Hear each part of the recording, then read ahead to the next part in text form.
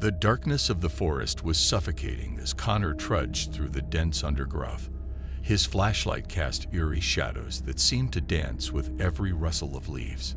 He had always been drawn to the mysteries of the woods, but tonight, that fascination felt more like a curse.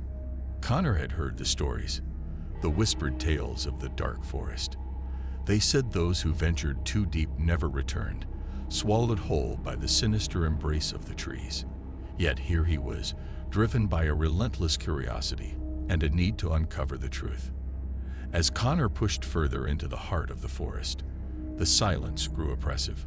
No chirping crickets or hooting owls broke through the stillness. Only the sound of his own footsteps echoed in the darkness. It felt like the forest was holding its breath, waiting for something. Suddenly, Connor stumbled upon a clearing bathed in moonlight. In the center stood an ancient oak, its gnarled branches reaching out like skeletal fingers. But what caught Connor's attention was the figure kneeling at the base of the tree, their back turned towards him. Heart pounding, Connor approached slowly, his flashlight trembling in his grip. As he drew closer, he realized the figure was a woman, her dark hair cascading over her shoulders like a veil. She seemed lost in prayer, oblivious to Connor's presence. "Excuse me," Connor called out, his voice barely a whisper. The woman stiffened, then slowly turned to face him. Her eyes, dark and hollow, seemed to pierce through Connor's soul. Without a word, she rose to her feet and vanished into the shadows, leaving Connor alone in the darkness once more. But something had changed. The air felt charged with electricity, and Connor sensed he was no longer alone in the forest. Paranoia crept over him like a shroud as he hurried deeper into the labyrinth of trees, desperate to escape the feeling of being watched.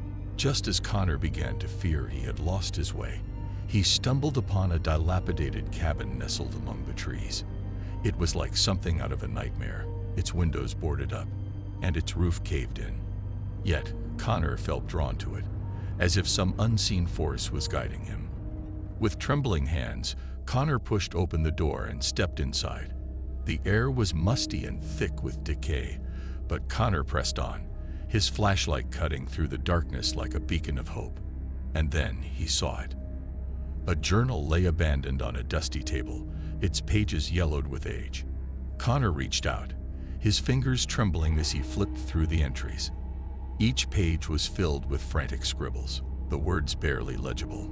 But one entry caught Connor's eye, a passage that sent a chill down his spine. "Beware the forest's embrace, for once it claims you, there is no escape. I should have listened to the whispers, should have turned back before it was too late.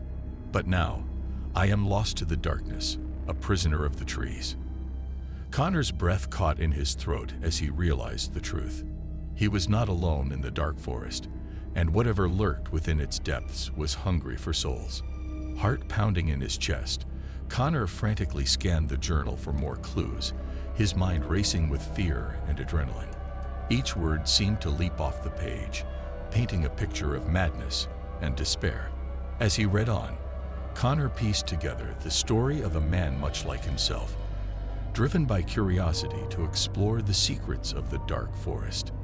But where Connor still had a chance to turn back, this man had been consumed by the darkness, his sanity slipping away with each passing day. Trembling, Connor closed the journal and stuffed it into his backpack, his mind racing with questions. Who had written these words, and what had become of them in the end?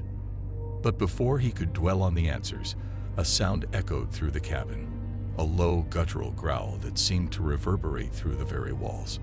Connor froze, his breath catching in his throat as he listened intently. The growl came again, closer this time, followed by the sound of claws scraping against wood. Connor's heart hammered in his chest as he realized he was not alone in the cabin. Something was out there, something hungry and malevolent, lurking in the shadows. With trembling hands, Connor reached for his flashlight, the beam cutting through the darkness like a knife. But what he saw made his blood run cold. Standing in the doorway was a creature straight from his worst nightmares, its eyes glowing with a feral hunger as it bared its razor-sharp teeth. It moved with a sinuous grace, its body shrouded in darkness, as if it were a part of the very shadows themselves.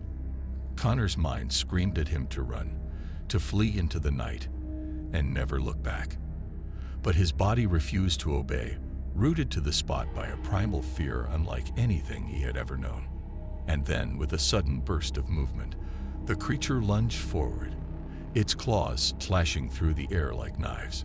Connor barely had time to react, his instincts taking over as he dodged to the side, the creature's claws grazing his arm with a searing pain. Adrenaline surged through Connor's veins as he bolted for the door, his heart pounding in his ears.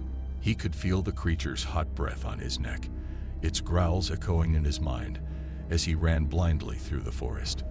But just as Connor thought he could go no further, he stumbled upon a familiar sight.